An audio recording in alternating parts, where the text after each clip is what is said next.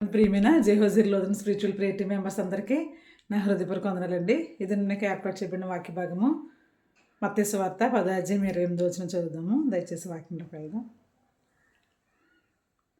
మరియు ఆత్మను చంపనేరక దేహంనే చంపువారికి భయపడకుడి కానీ ఆత్మను దేహమును కూడా నరకములో నశింపచేయగలవానికి మిక్కిలి భయపడుడి. చిన్న ప్రేయర్ చేసుకుందామండి. స్తోత్రం స్తోత్రం స్తోత్రం. పరిశుద్ధుడు పరిశుద్ధుడు పరిశుద్ధుడు సర్వభూలోకమును సృజించి దానిని నీతితోనూ న్యాయంతోనూ పరిపాలించుచు కొన్ని ఆడబడుచున్న మా ఘనమైన యేసయ్య, మీ ఘనమైన పాదములకు లెక్కించలేని వందనములు స్తోత్రములు చెల్లించుకుంటున్నాను తండ్రి. సర్వశక్తి గల దేవుడిగా మీరు ఉన్నారు తండ్రి. ఏమి ఇచ్చినా కూడా మీరు నన్ను తీర్చలేం ప్రభా. వాక్యం వినిచున్న ప్రతి ఒక్క బిడ్డను నూరంతలుగా దీవించి ఆశీర్వదించండి నా తండ్రి యేసయ్య. మాకు ఏ వాక్య భాగం అయితే అవసరమై ఉందో ఆ వాక్యాన్ని మీరు మాకు అనుగ్రహించి మీరే మహిమ పొందుకుంటారని మా కొరకు నా కొరకు సిలువలో ప్రాణం పెట్టి తిరిగి లేచిన యేసయ్య పరిశుద్ధ నామమున మిక్కిలి వినయంతో బ్రతిమలాడి వేడుకొనిచున్నాం మా పరమ తండ్రి. ఆమేన్. ప్రభువుని ప్రియమైన సహోదరి సహోదరులారా, మరొకసారి నా హృదయపూర్వక వందనాలు తెలియజేస్తున్నానండి. ఇక్కడ యేసుక్రీస్తు ప్రభువు వారు చెప్తున్నారనమాట అండి. ఏమండి, ఆత్మను చంపేవారికి, శరీరంతో పాటు ఆత్మను కూడా చంపేవారికి మీరు భయపడాలి. కానీ ఏమండి, కేవలం శరీరాన్ని చంపేవారికి మాత్రం మీరు భయపడవలసిన పని లేదని యేసుక్రీస్తు ప్రభువారు ఇక్కడ చెప్తున్నారండి. తన శిష్యులకి ఆయన అనేకమైన సంగతులు ఆయన ఆజ్ఞాపించి వారిని ప్రోత్సహించి వారి మీద తన ఆత్మను పంపించి వారిని యొక్క దేవుని యొక్క సేవ చేయలేని వారిని అభిషేకాన్ని ఇచ్చినట్టుగా మనం చూస్తున్నామండి. నా ప్రియమైన సహోదరులారా, మనం దేవుని వాక్యాన్ని చెప్పేటప్పుడు తప్పకుండా మనం అనేక మందిని దేవుని యొక్క శిష్యులుగా, దేవుని యొక్క బిడ్డలుగా చేయడానికి మనం సంతోషకరమైన వాక్యాన్ని సంతోషంగానే మనం బోధించేవారిగా ఉన్నామండి. నా ప్రియమైన సహోదరా, ఇక్కడ చెప్తున్నారు యేసుక్రీస్తు ప్రభువారు ఏం చెప్తున్నారంటే, ఆత్మను శరీరమును ఆత్మను కూడా నశింపచేసే దేవునికి మాత్రమే మనం భయపడాలి. అంతేగాని మనుషులకు మనం భయపడవలసిన పని లేదని యేసుక్రీస్తు ప్రభువారు చెప్తున్నారండి. నా ప్రియమైన సహోదరులారా, ఈ యొక్క వాక్యాన్ని మన దానియేలు గారు తూచా తప్పకుండా పాటించారండి. షడ్రక్ మేషక్ అబేద్నెగోలు తూచా తప్పకుండా పాటించారు. నా ప్రియమైన సహోదరులారా, చూడండి, ఏమంటే జ్ఞాని అని సొలొమోను చెప్తున్నాడు. ఏమండి, సామెతలు 8:13 ఏమండి, మనం దేవునికి మాత్రమే భయపడాలి. ఏమండి, దేవునికి మాత్రమే భయపడాలి. తర్వాత మనం ఏ యొక్క మనుషులు కూడా భయపడవలసిన పని లేదని ఆయన చెప్తున్నారండి. నా ప్రియమైన సోదరులారా, అంటే దేవునికి మాత్రమే భయపడాలి. తర్వాత దేవుని పట్ల భయాన్ని కలిగి ఉండడం జ్ఞానానికి మూలమని చెప్తున్నాడండి. నా ప్రియమైన సోదరులారా, అంటే ఆయన సొలొమోను మహారాజు ఉండి కూడా దేవుని దగ్గర జ్ఞానాన్ని పొందుకున్న ఆయన ఏం చెప్తున్నాడంటే, జ్ఞానము కలిగి ఉండుట తెలివికి మూలమని చెప్తున్నాడు. తర్వాత కీర్తనాకారుడు చెప్తున్నాడు, యెహోవా యందు భయభక్తులు గలవారు ఈ విధంగా ఆశీర్వదింపబడతారని చెప్తున్నాడు. కీర్తన 128 నా ప్రియమైన సోదరులారా, వారు పిల్లలను చూస్తారని చెప్తున్నారు. వారి భోజన బల్ల చుట్టూ నీ పిల్లలు ఒలీవ మొక్కల వల్లే ఉంటారంటున్నారు. ఎవరండి? దేవుని పట్ల భయము భక్తి ఎవరైతే కలిగి ఉన్నారో వాళ్ళు ఆ భోజనం బల్ల చుట్టూ ఒలీవ మొక్కల వల్లే ఉంటారంట. నీ లోగిటి నీ భార్య ఫలించు ద్రాక్ష వల్లే ఉంటుందంట. నా ప్రియమైన సోదరులారా, ఎవరైతే దేవునికి భయపడేవారికి ఉంటారో వారి యొక్క కుటుంబ జీవితం, వారి యొక్క వ్యక్తిగత జీవితం కూడా ఆ విధంగా వర్ధిల్లింపబడుతుందండి. నా ప్రియమైన సోదరులారా, దేవుడు మోషే గారి ద్వారా మనకి 10 ఆజ్ఞలు ఇచ్చారండి. ఆ 10 ఆజ్ఞల్లో 1వ ఆజ్ఞ, నీ దేవుడైన యెహోవాను నేను తప్ప వేరొక దేవుడు నీకు ఉండకూడదు. పైన ఆకాశం అందేనను, క్రింద భూమి అందేనను, భూమి క్రింద నీళ్ళ అయిందనను ఉండు దేని రూపమును కానీ నువ్వు చేసుకొనకూడదు. వాటికి సాగిలు పడకూడదు. నా ప్రియమైన సోదరులారా, ఎంత మంచిగా ఎంత కరెక్ట్గా చెప్తున్నారు చూడండి వాక్యం. మనం దేవునికి మాత్రమే భయపడాలండి. ఏమన్నా నా ప్రియమైన సోదరులారా, దేవుడు మన కొరకు సమస్తమును చేశారండి. నా ప్రియమైన సోదరులారా, దేవునికి మాత్రమే మనం భయపడే వారికి ఉండాలండి. ఇక్కడ దానియేలు చూడండి, దానియేలు 120 మంది సంస్థానాధిపతుల్లో కంటే ముఖ్యుడిగా ఉన్నాడండి. ఆయన అంత ముఖ్యమైన పాత్రను కలిగి ఉన్న ఆయన, ఏమండి, దానియేలు పట్ల వారి చుట్టూ ఉన్నవారు సంస్థానాధిపతులు అందరూ కూడా ఎంతో జలసి కలిగి ఉండి, ఏమండి, ఒక తప్పుడు శాసనాన్ని తయారు చేశారండి. రాజా, నీకు మాత్రమే రొక్కాలి తప్ప ఏ దేవుడికి కూడా ఎవరు కూడా ప్రార్థన చేసుకోకూడదు, ఏ దేవుడికి కూడా ఎవరు కూడా ఏమి చేయకూడదు అన్నప్పుడు అండి, దానియేలు మాత్రం జీవం గల దేవుడైన యెహోవా దేవుణ్ణి ఆయన ముమ్మారు యెరూషలేము తట్టు తిరిగి ప్రార్థన చేసుకోవడం వీళ్ళందరూ చూస్తున్నారు. నా ప్రియమైన సోదరులారా, ఆ ఒక్క నేరం తప్ప దానియేలు దగ్గర ఏ నేరం వారు కనుగొనలేదండి. అయితే ఈ యొక్క యేసుక్రీస్తు ప్రభువారు తండ్రి అయిన దేవుడిని దానియేలు తప్పగా ఇది ప్రతిరోజు కూడా క్రమం తప్పకుండా దేవుణ్ణి ఆరాధించడం వీళ్ళు గమనించారండి. దేవుని విషయంలో తప్ప మరి ఏ విషయంలో కూడా దానియేలు మనకి తప్పుకు దొరకడు.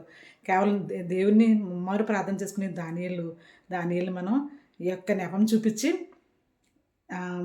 రాజు యొక్క రౌద్రానికి, రాజు యొక్క కోపానికి మనం గురి చేయొచ్చు అనేసని వాళ్ళు పథకం ప్రకారంగా దానియేలు మీద ఈ విధమైన చాడీలు చెప్పినప్పుడు ఆ రాజుగారు కూడా దానియేలు పట్ల ఎంతో ప్రేమను, గౌరవాన్ని కలిగి ఉన్నారండి రాజుగారు. అయినప్పుడు కూడా ఎక్కువ మంది చాడీలు చెప్పడం వల్ల ఏం చేశారంటే సింహాల గుహలో వేయించడం జరిగిందండి. నా ప్రియమైన సోదరులారా, సింహాలు అంటే చూడండి, అవి ఎంతో ఆకలిగా ఉన్నాయి. ఆకలిగా ఉంచి ఆ సింహాల గుహలో దానియేలుని వేశారండి. అయితే నా ప్రియమైన సోదరులారా, దానియేలుని వేసినప్పుడు సింహాల నోర్లు మూసుకున్నాయండి. దేవుడే కదండి సృష్టించాడు సింహాలని. తన ప్రియమైన కుమారుడైన దానియేలుని కూడా దేవుడే సృష్టించాడు. అయితే దేవుడు చెప్పాడనమాట సింహాలని, నా భక్తుడు వస్తున్నాడు అక్కడికి, భయభక్తులు కలిగిన దానియేలు వస్తున్నాడు, you have to shut your mouths అని దేవుడు చెప్పాడని ముందుగానే ఆజ్ఞాపించాడు. అయితే వెంటనే ఆ సింహాలు నోరు మూసుకుని అలా ఉన్నాయండి. చూడండి, సింహం అంటే అడవికి రారాజు. ఏమండి, సింహం గాండ్రించినప్పుడు అండి కొన్ని వేల మైళ్ళు, కొన్ని వందల మైళ్ళు ఆ యొక్క భూమిలో ఆ శబ్దాన్ని వింటాయంటండి. మిగతా జంతువులు విని ఎస్కేప్ అయిపోతూ ఉంటాయంట. వాటిని రక్షించుకోవడం కోసం అటు ఇటు పరుగులు పెడుతూ ఉంటాయండి. నా ప్రియమైన సోదరులారా, అట్టి సింహాల మధ్యలోకి దానియేలు వెళ్ళినప్పుడు అండి, దానియేలు చూడగానే సింహాలు మౌనంగా అయిపోయినాయండి. నా ప్రియమైన సోదరులారా, చూడండి, అలా అవగానే రాత్రంతా కూడా ఈ యొక్క రాజు చాలా కలవరపడ్డాడంట. అయ్యో, భక్తుడైన దానియేలు నేను ఈ విధంగా వాళ్ళ మాటలు విని, చెప్పుడు మాటలు విని నేను ఇలా చేశాను అని చెప్పినప్పుడు చూశాడంట. దాన్ని ఇక రాజుగారు తెల్లవారుజామునే నిద్ర పట్టకుండా ఉన్నప్పుడు ఆయన ఆతృతపడి తెల్లవారుజామునే వచ్చినప్పుడు దానియేలు క్షేమంగా ఉండడం చూశాడండి. చూసి, దానియేలు, ఈ సింహాలని నువ్వు ఏమీ చేయలేదా? అయితే నేను కూడా నిన్ను ఏమీ చేయను అనేసి నేను చెప్పినప్పుడు, ఏమండి, దానియేలు యొక్క జీవం గల దేవుడిని మనం అందరం ఆరాధించాలి. ఈ సంస్థానం అంతా కూడా ఆరాధించాలి. నా రాజ్యం అంతా కూడా మనం అందరం కూడా దేవుని యొక్క దానియేలు ఆరాధించే దేవుడిని మనం ఆరాధిద్దాం. ఆయన శక్తిగల దేవుడు, ఆయన మాత్రమే మనం ఆరాధిద్దామని ఒక శాసనాన్ని తయారు చేయడం మనం చూస్తున్నాం. నా ప్రియమైన సోదరులారా, అందుకే చూడండి, సేమ్ షడ్రకు, మేషకు, అబేద్నెగోలు కూడా ఏమండి దేవుని మాత్రమే ప్రేమించారండి. ప్రేమించి ఆయన మాత్రమే సేవించేవారుగా ఉన్నారు. అప్పుడు కూడా ఏమండి అగ్నిగుండంలో పడవేయబడినప్పుడు ఏమండి తండ్రి అయిన దేవుడు వారికి మధ్యలో అసలు వారి యొక్క తల వెంట్రుకలు కూడా వాసన రాలేదంటండి. వారి బట్టలు వస్త్రాలు కూడా వాసన రాలేదంట.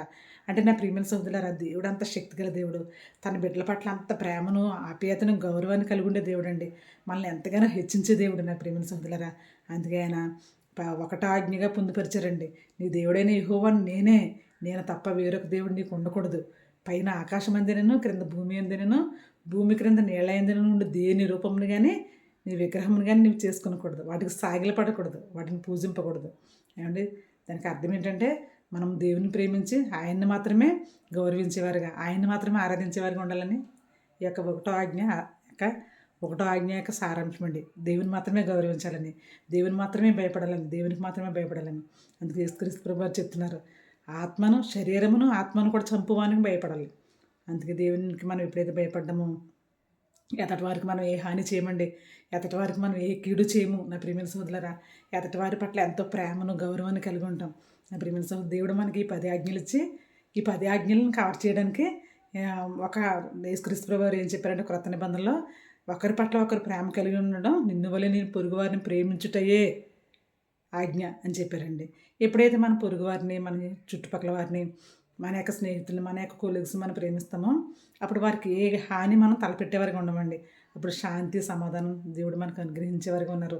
ఇప్పుడు కూడా శాంతి, సమాధానం అక్కడ వెలువరుస్తుందండి. నా ప్రియమైన సోదరులారా, అట్టి ప్రేమను, అట్టి గౌరవాన్ని మనం కలిగి ఉండాలంటే దేవుని యొక్క వాక్యాన్ని మనం వినేవారిగా ఉండాలండి. నా ప్రియమైన సోదరులారా, అందుకే ఇక్కడ దానియేలు ఆ విధంగా చేశారు. బైబిల్లో అనేక మంది భక్తులు అబ్రహాం దగ్గర నుంచి అండ్ యోహాను గారి వరకు, ప్రకటన గ్రంథంలో ఉన్న యోహాను గారి వరకు ప్రతి ఒక్కరు కూడా తమ సహోదరులను ప్రేమించారండి. ఏమంటే ప్రేమనే ఆయుధంగా కలిగి ఉన్నారు. అండ్ ఒకరి పట్ల ఒకరు ప్రేమ, ఆప్యాయత, గౌరవాన్ని మనం కలిగి ఉండేలాగిన పరిశుద్ధాత్మ దేవుడు మనల్ని దీవించాలండి. నా ప్రియమైన సోదరులారా, దేవుని మాత్రమే మనం ప్రేమించేవారు ఉండాలి. మీరు ఆకాశ పక్షుల కంటే శ్రేష్ఠులని యేసుక్రీస్తు ప్రభువు చెప్తున్నారు. ఏమంటే మీ తల వెంట్రుకలన్నీ నేను లెక్కించున్నానని చెప్తున్నారు. అందుకే మనం ఏ విధంగానూ కూడా ఎవరి పట్ల మనం భయపడవలసిన పని లేదండి. మన చింత యావత్తు ఆయన మీద వేసేవారుగా మనం ఉండాలండి. మన చింత ఆయన మీద వేసినప్పుడు తప్పకుండా ఆయన మనకి ప్రతి ఒక్క విషయం పట్ల మనకు సహాయం చేసే దేవుడిగా ఉన్నారండి. నీ భారం యెహోవా మీద మోపుము, ఆయనే నిన్ను ఆదుకొను.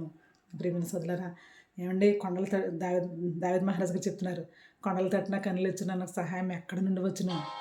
నా ప్రియమైన సోదరులారా, కొండలు తట్టు నా కన్నులు వచ్చినాను, నాకు సహాయము ఎక్కడి నుండి వచ్చిన యెహోవా వల్లనే నాకు సహాయం కలుగును.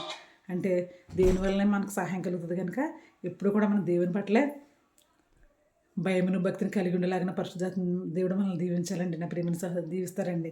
తప్పకుండా మనం యేసుక్రీస్తు ప్రభువు వారు చెప్పినట్టుగా మనం ఏమండి శరీరమును ఆత్మను కూడా నశింపచేసే యొక్క దేవునికి మాత్రమే భయపడదామండి. దేవునికి భయపడినప్పుడు దేవుడు ఆయన తను ప్రేమించే వారి పట్ల ఎంతో ప్రేమను కలిగి ఉన్నారండి. ఆయన సర్వసంపదలు ఆయన ఎందే గుప్తమేలా ఉండి బుద్ధి విజ్ఞాన సర్వసంపదలు దేవుని ఎందే గుప్తమే ఉన్నాయి కనుక మనం ఇప్పుడు కూడా దేవుణ్ణి ఆరాధిద్దామండి. ఆరాధించి దేవుడు మనకు కలగజేసే ఆశీర్వాదాలు మనం ఎల్లప్పుడూ పొందుకునేలాగిన పరిశుద్ధాత్మ దేవుడు మనల్ని మన కుటుంబాలని ఆయురారోగ్యాలతో సుఖ సంతోషాలతో ఆత్మీయమైన జ్ఞానంతో దీవించి ఆశీర్వదించును గాక. ఆమేన్.